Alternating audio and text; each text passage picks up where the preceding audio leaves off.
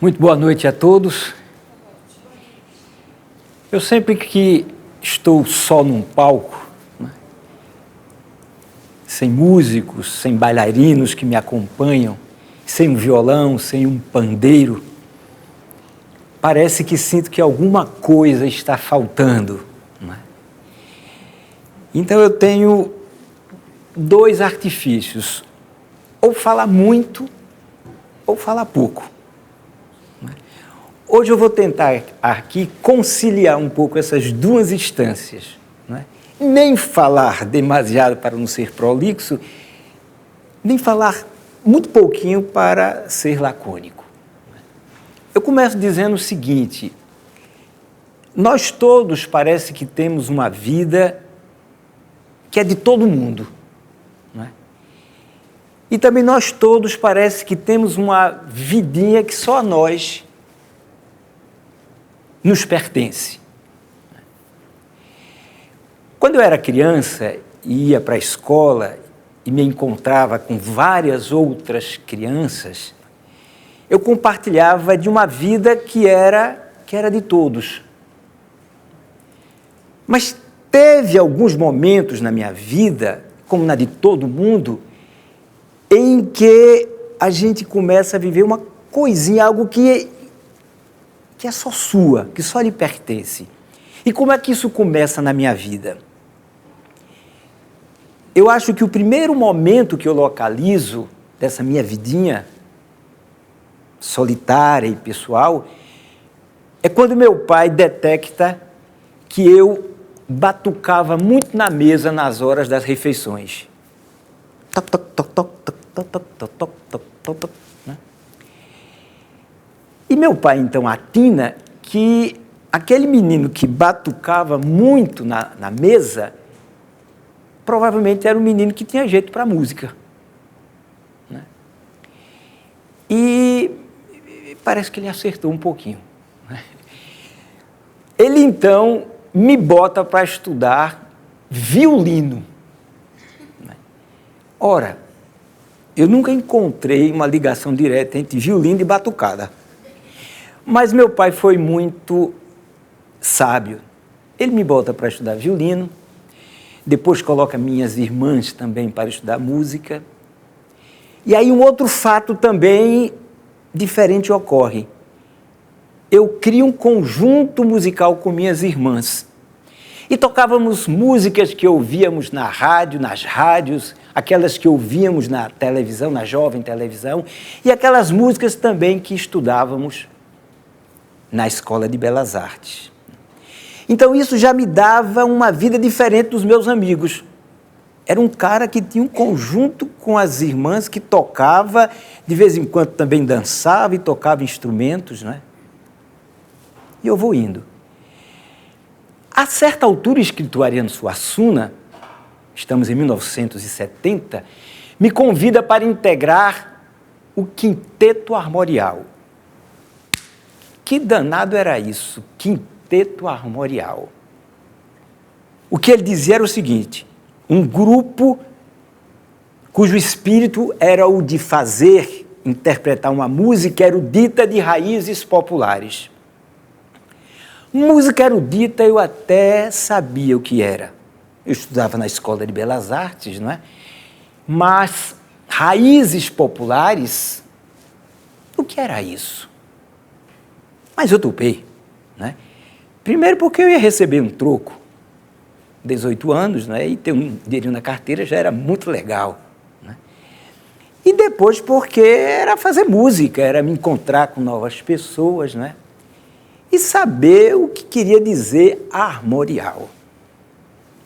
Pois bem, chego na casa de Ariano e no primeiro dia do ensaio, lá se realizariam os ensaios, tinha uma música chamada de Repente, do compositor Antônio José Madureira. Repente. O que é repente, Ariano? Repente é uma forma utilizada pelos cantadores em seus improvisos.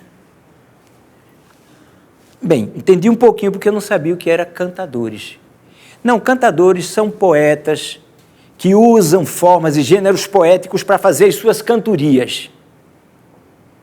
A cantoria tal, tá bom. Era uma informação nova, novíssima. No outro ensaio, um outro compositor me colocava na estante para eu tocar uma marcha de bloco, um frevo de bloco. Ariano, o que é frevo de bloco? Frevo de bloco é um dos gêneros da música do Carnaval de Recife. Frevo. Mas o frevo o que é? O frevo é uma manifestação que tanto se faz através de uma música instrumental, o frevo de rua, como através de duas formas de frevos, o frevo canção e o frevo de bloco, e o passo do frevo, que era a dança. Esse universo foi me instigando, seduzindo, me provocando entendê-lo, né? E aí eu comecei a procurar saber onde havia um repentista, a saber onde é que eu escutava uma orquestra de frevo, onde é que eu via um passista, que era o dançador de frevo, né? E esse mundo foi como que se me entrando pelos poros, pela carne mesmo. Porque eu não me contentava em tão somente aprender teoricamente o que era um frevo de bloco, o que era um repente, o que era cantoria. Não, eu comecei a me interessar em aprender um pouco das formas estróficas, por exemplo, utilizadas pelos poetas. A saber um pouco o movimento do dançador de frevo, do passista. A tirar versos de improviso, né? A cantar marchas de bloco, frevos de bloco. E aí a coisa foi pegando fogo, porque além dessas manifestações, descortinando, abrindo a janela, subindo no muro que eu não conhecia, eu comecei a ver caboclinhos, maracatus, maracatu nação e maracatu rural, bumba meu boi, reizado, né? E eu comecei a aprender tudo aquilo. Eu ia para os ensaios de maracatu, não só eu tinha interesse em aprender o movimento, né, como também a bater na alfaia do maracatu, né? E o interessante é que esse universo cultural ficava completamente na periferia da minha cidade. E essa era a razão, entre outras razões, pelas quais eu nunca tomara conhecimento desse mundo. Me parecia até que me fora sonegado, de alguma maneira, ter acesso a esse mundo. E era curioso porque, vejam, eu quando até ia para o carnaval, quando meu pai me levava para os dias de carnaval, ao invés de eu ir para um lugar onde essas agremiações, onde o frevo, onde o caboclinho, onde o maracatu desfilava, eu ia para a Rua Nova, para a Rua da Imperatriz, onde não encontrava nada disso. E vejam vocês, eu ia fantasiado, sabe de quê? Roy Rogers, um cowboy americano. Quando eu ia fantasiado de índio, eu ia de Apache, índio americano. Quer dizer, é como se houvesse um corte muito grande entre o mundo que eu vivera, o mundo que a classe média vivia, e um outro mundo. Bem, a partir desse contexto, né, eu comecei a ir construindo um mundo que era só meu, né? E é curioso, porque naquela fase da adolescência, ou pós-adolescência, aquele mundo era tão forte para mim que, por exemplo, eu não trocava roda de capoeira, por exemplo, acompanhar um passista de frevo, assistir um treino de caboclinho, eu não trocava por exemplo, assistir jogo de futebol, ir para boteco tomar cerveja. Eu comecei a me inspirar nesse universo para criar canções, criar coreografias, criar textos. Ou seja, eu comecei a direcionar minha vida de artista a partir desse mundo popular. E aí criei vários espetáculos, né? Criei espetáculos dramatúrgicos, né? Onde o teatro se sobressaía, teatros onde a dança se sobrepunha. E fui andando, até que eu me interessei em procurar saber de onde vinha esse universo. Porque muitas vezes, a maioria das vezes, a gente pensa que esse universo nasceu espontaneamente. Ou como se alguém, o bom Deus, ou sei lá o que seja, tivesse jogado aqui no Brasil e pronto, nasceu a capoeira. Jogaram a capoeira para cá e está aí. O frevo, como uma planta que não tivesse sido regada, de repente também brotou da terra. Um galope à beira-mar, uma estrofe popular, também do dia para a noite nasceu. Mas não é nada disso que se passa. Todas essas formas, todas essas representações simbólicas, todo esse imaginário cultural tem uma história. Né? Faz parte do que eu gosto de dizer de uma linha de tempo cultural. Assim como existem várias outras linhas de tempo cultural. A mais conhecida delas entre nós é a linha de tempo cultural europeia. Por exemplo, é do canto gregoriano que vai nascer, ou melhor, que nascerão os madrigais. É dos madrigais que vão nascer, ou que nascerá a música barroca, depois a música romântica, depois a música moderna, né? A gente já está em Stravinsky, depois a música de Schoenberg, que a gente não entende nada, ou seja, começou lá no canto gregoriano, chega aqui. Então, quando a gente vê um produto tão bonito como o frevo, ele também tem essa descendência. O frevo começa, por exemplo,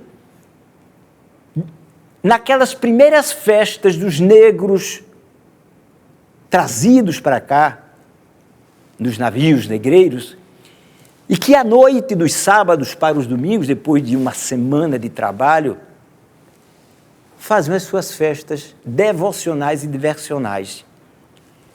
É aqui, essa sementeira cultural que, passados 400, 500 anos, vai dar numa dança tão maravilhosa como o frevo.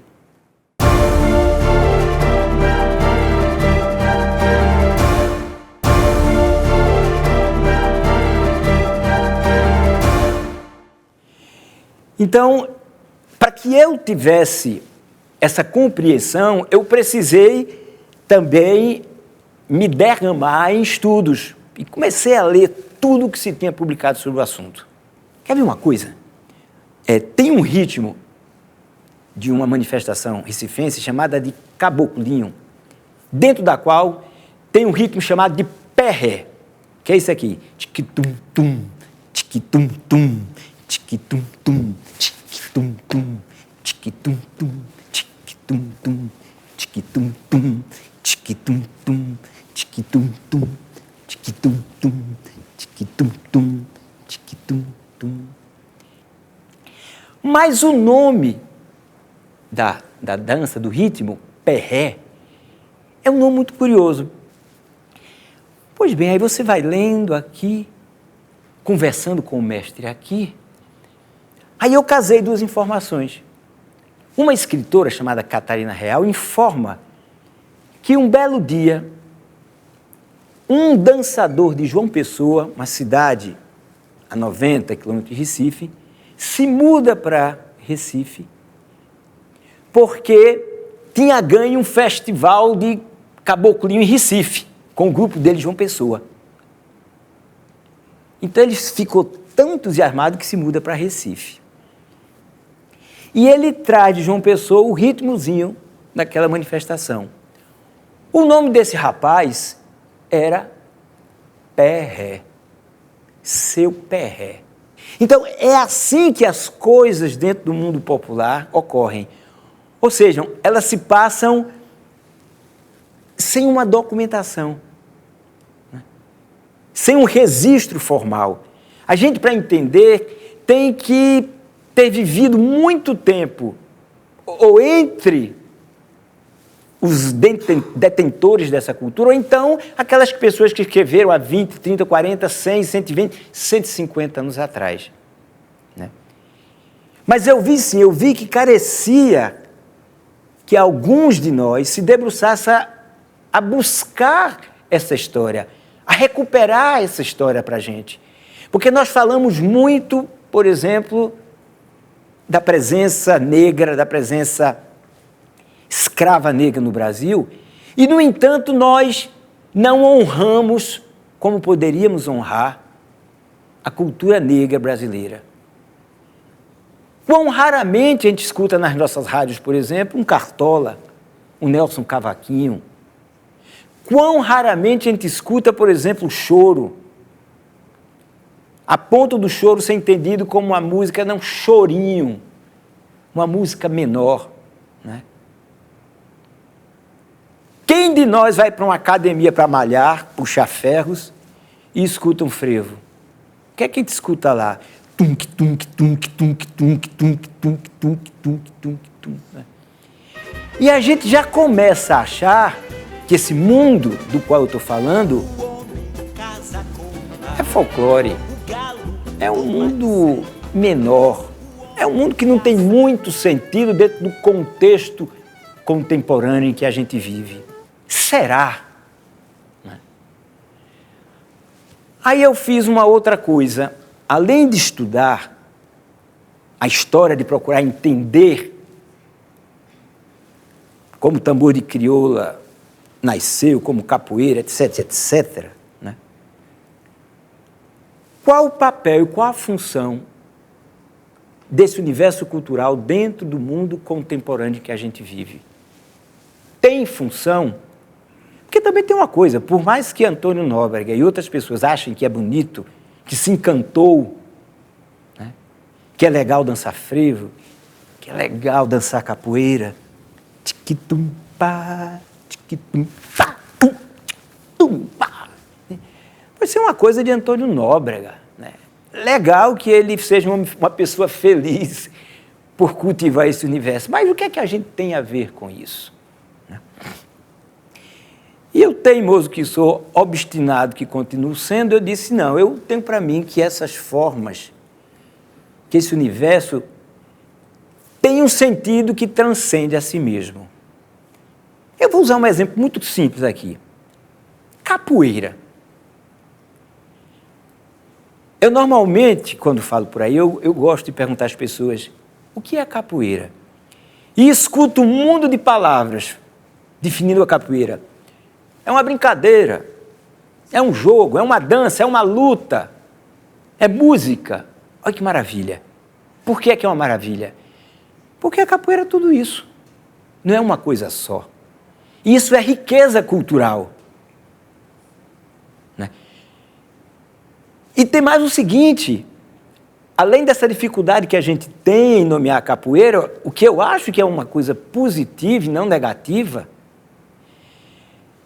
ela tem certos distintivos dentro dela que são muito singulares. Ela é uma luta, sem dúvida, não só uma luta, mas é uma luta que só se realiza através da dança. Né? Veja que coisa especial. Vocês já viram alguma luta dançada? Como é o boxe? Não tem música tocando ali no boxe, não tem? Claro que tem um sentido, claro que tem valor, tudo bem, não é? Eu não quero parecer aqui maniqueísta ou xenófobo. O que eu quero dizer é o seguinte, é que existe uma diversidade no mundo que é muito legal, né? E que a gente tem uma luta que se dissolve na dança é muito especial. Bem, você veja, então, existe uma dinâmica aí, nesse fato cultural, que a gente não pode passar por cima. Não é folclore. Não, minha gente, vamos estudar esse negócio direitinho. Talvez se conseguimos apreender os valores, os conteúdos, os procedimentos que estão aqui, talvez isso seja útil, por exemplo, para a educação. O que é que eu quero dizer com isso? Eu quero dizer que as formas lúdicas o reservatório lúdico, o ecossistema lúdico que essa linha de tempo cultural foi capaz de produzir é de alta voltagem. Eu diria que é explosiva, né? Agora a gente tem que estudá-la, entendê-la, compreendê-la e não utilizá-la somente pela casca. O que é que eu digo pela casca, por exemplo, pela capoeira? É botar a capoeira na escola e ensinar através da capoeira um ganhar para o outro, ou um bater melhor. Aí eu estou subutilizando esse produto. Na verdade, eu já leio a cultura popular de uma maneira tão desfolclorizada, né? Eu já brinco com os seus artefatos, com o seu material simbólico, dentro de uma dimensão não mais regional, não é? Para mim são letras, são formas que eu encontrei no mundo popular, mas que comigo elas transcendem esse mundo popular, né? Eu acho que um dia o Brasil não vai precisar nomear essa cultura de cultura popular. Eu acho que um dia o Brasil vai ser o Brasil da sua cultura. A gente vai ter uma cultura brasileira, quer dizer, se o Brasil que eu sonho der certo, em que essa cultura vai conversar de igual para igual com outras culturas, não é? E que de tal maneira elas conversem em que a gente vai perder essa noção, não é cultura popular, não, é a cultura nossa, é a cultura que a gente vive, não é? O meu problema, se é que é problema, é a gente não valorizar suficientemente essa cultura, não porque eu seja um brasileiro, não porque eu tenho algum problema com a questão de identidade, não. É porque, no meu entender, e pode ser que eu esteja errado, eu vejo nesse material simbólico riqueza humana, riqueza lúdica, que se transportado, se a gente conseguir sair do limbo onde estão, podem trazer coisas muito bonitas, como eu procurei aqui insinuar, para o mundo contemporâneo que a gente vive. Né? Essa é a minha visão, quer dizer, eu acho que a gente tem que se desapartar dessa visão folclórica, tem que desfolclorizar o folclore. Então é nesse sentido que eu acho que a gente tem de olhar com mais cuidado em relação à chamada cultura popular, cultura do povo brasileiro. A gente hoje em dia praticamente não faz nada sem objetivar, vencer, lucrar, ganhar. O nosso mecanismo mental é primeiro esse: sobrepujar, competir para ganhar. Esse sistema mundo se desenvolve há 400, 500 anos atrás, desde o 1400, 1500. E ele está no momento ainda de muita virulência, de muita violência. Resultado desse processo é que a gente vive um mundo, em muitos sentidos, espatifado. Uma desigualdade absurda. Nunca tão poucos tiveram tanto em relação a muitos que não têm nada, ou muito pouco. Nunca a gente teve um planeta tão degradado e nunca a gente teve tão susceptível de um doido apertar um botão e acabar com todos nós. Então veja que mundo legal a gente está pisando em cima. Eu acho que essa outra linha de tempo cultural popular que a gente tem, talvez de alguma forma ela tenha alguns desses antivirais. Algumas formas que possam combater a toxina ou as toxinas do mundo que a gente vive. Né? Capoeira, por exemplo. Imagine se a gente conseguisse transpor essa característica da capoeira de ser uma luta, mas uma luta brincalhona. Uma luta que termina até não batendo-se. Né? Imagina se transcendesse esse elemento material da capoeira para outros campos da nossa atividade. Será que é possível essa transformação? na gente? Será que é possível a gente fazer uma revolução em que não seja simplesmente mudar, é transformar, né? É viver um outro mundo que a gente pensa que não existe. Bem, é essa cantiga que me embala, né? É esse o meu tesouro, né? Ou seja, acreditar que dentro do assombro, que é o mundo em que a gente vive, junto de nós, perto de nós, existem pequenos resíduos, né? Pequenos sinais de que o mundo pode ser diferente. Eu não sei se a gente vai ser capaz de transformar. É provável que não. Mas o provável, né, talvez não seja sinônimo de impossível.